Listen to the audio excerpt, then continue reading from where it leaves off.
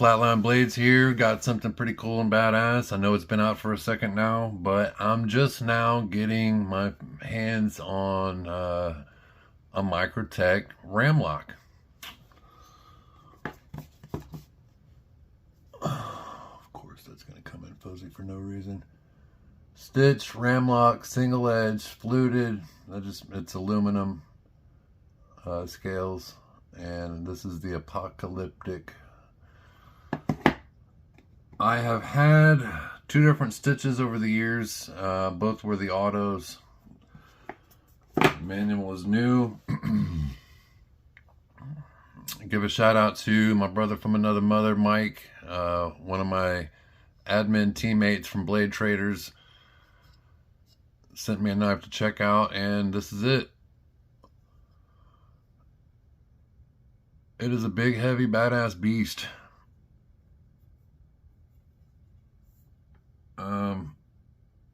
It's M390 MK. I guess that's their new thing. I'd be lying if I said I knew really what the difference was between just M390 and the MK, but I have to assume it's all around decent steel, good stuff, strong. I mean, this thing's nasty.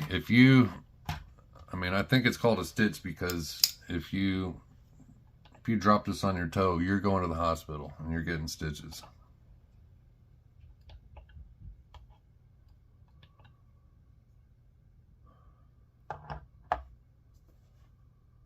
.60 on the scale. That thing just launches out of there and sounds, it hits with authority. Got 0.15 inches and 3.9. Well, let's make sure here. 3.8, 3.9, 0.15. Okay. Sometimes I forget to do this, even though I should be, especially with the bigger knife. It is 1/2 inch thick as far as the handles go. Last thing is the ruler.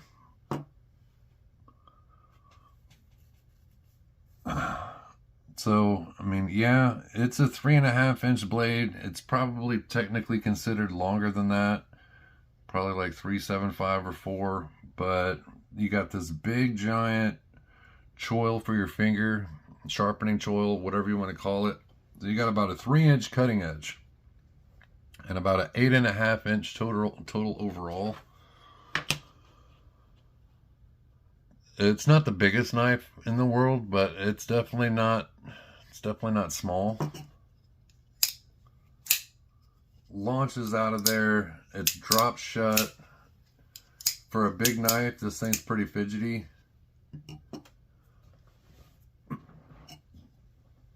So it pretty much has the identical exact setup, layout, dimensions, lines, curves, whatever you want to say as the auto version. This is just a manual version. A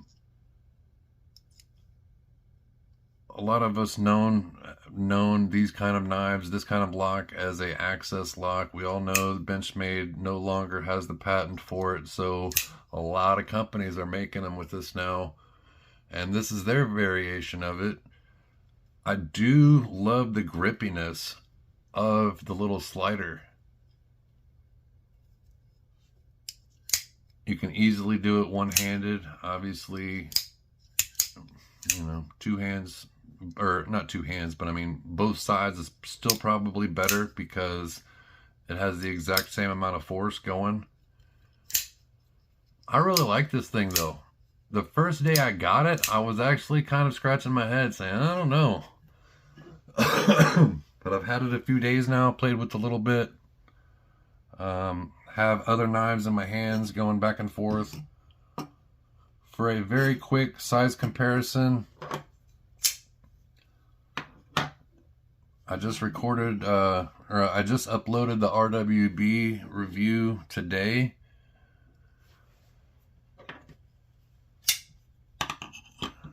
Here's a James Brand Barnes. And here is a Bad Habits Mofo.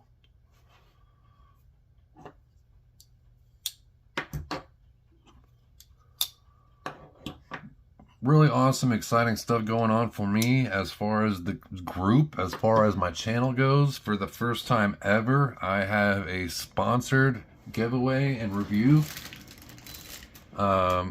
It is from Concept Knives. That is the medium size. That is the M Plus Corvid. And here is a AGI, which is kind of a small knife. But it's cool, it's different. Those colors are popping. So this is a giveaway exclusively for my Facebook group, Blade Traders. Obviously they knew I was going to record some reviews for Flatline Blades. So appreciate it, Concept Knives. I'm going to be recording reviews for these literally when I stop recording for this one. I'm going back to back today. One thing that stands out is kind of this interesting clip, how it has this big thing, the dip in there. It is deep carry, but obviously the entire knife's not in there. And then for some people, the screw sticking up is going to be kind of a big deal. A lot of knives nowadays have stuff that, you know, they're inset inside of it. Got a lot of jimping. The entire backspacer is nothing but jimping.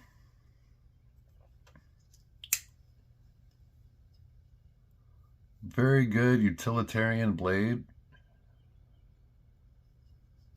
When you get up here on it, you can, you know, really, like, I'm just thinking about certain things will be better for certain things. And I think if you were going to go outside and, I don't know, fiddle with a stick or make a spear, this thing would be awesome at it. It would just kill that wood because it fills your hand too. But the blade shape would be good for that. And obviously it comes to a crazy point, so this thing would be amazing at piercing as well. We all do different things for a living, so some things are going to work better for others for other things. You know what I'm saying? You can hear that. It is just slamming out of there. Part of that is weight. Part of that is, you know, how smooth it is. So for a big knife, this blade is moving pretty awesome. You know, it's pretty good. So do I like this more than the auto? I don't know. It's definitely more fidgety. It's definitely more normal in that regard. Do I still love the old auto stitch? Absolutely. Did they hit a home run with this thing? Absolutely. I don't think I mentioned it. Obviously, this is a Borka Blade collab production stitch with Microtech. So I think they did a great job with the access lock. They call it a Ramlock on theirs, which I guess I need to get access lock out of my brain. All it is a crossbar lock. This is badass.